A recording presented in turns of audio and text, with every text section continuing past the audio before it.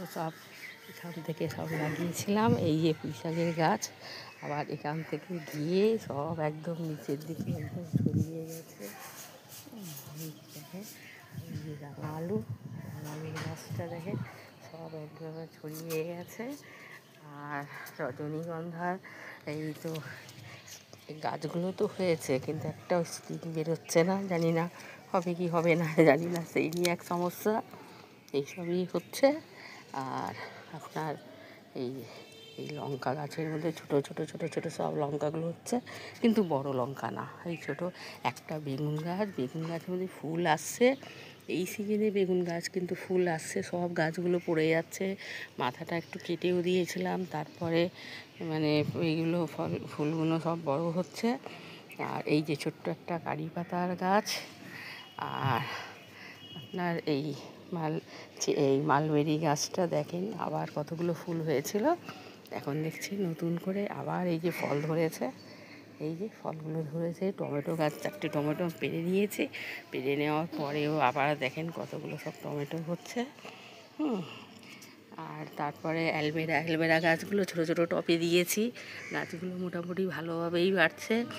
আর বাদাম গাছটার মধ্যে তো পুদিনা গাছটা ছিল, একদম নষ্ট হয়ে গেছে, শেকড় টেকড়ে সব ভরে গিয়ে।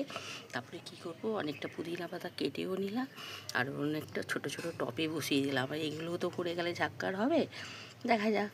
আর এদিকে গাছটাও ঠিক একটা রোদ পড়ে না, অনেকগুলো লাল শাক ডাঁটা শাক দিয়েছিলাম, তো দেখেন এখন দেখছি একটু একটু করে হাওয়া বাতাস পাচ্ছে।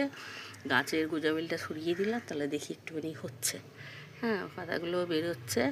আর চন্দ্রমল্লিকা দেখেন মাথাগুলো আবার কেটে দিয়েছি, কেন এই কদিন পরে তো আবার সিজন চলেই আসবে, অসুবিধা নেই। আশা করি ফুল পাবোই পাবো। আর দুটো কালার আছে এখানে, এখন কি কালার সেটা বলতে পারছি না, হলেই বুঝতে পারো। দুটো কালার আছে।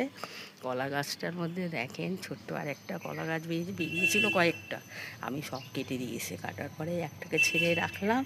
এটা তো এই কী বলে সিঙ্গাপুরি কলা, তা খুব একটা বাড়ে না, দেখা যাক কী হয়। চেরি গাছটার মধ্যে 2-1টা চেরি হয়, খুব একটা হয় না।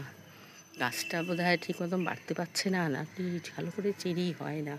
এইভাবে বসিয়ে রেখেছি, কালকে আবার এসে কলমি শাকগুলো সব কেটে কুটিয়ে নিয়ে গেছি। আর এখানে কচু শাকও বসিয়েছিলাম, সেগুলো দেখছি বাড়তে পারছে না। একসঙ্গে কলমি শাক, কচু শাক, তার মধ্যে তো বাদামে বীজ যেখানে পেয়েছি সেখানে ফেলেছি, এতে তো সব গাছপাতা ঠিক মতন বাড়তে পারে না। হ্যাঁ, তারপরে আবার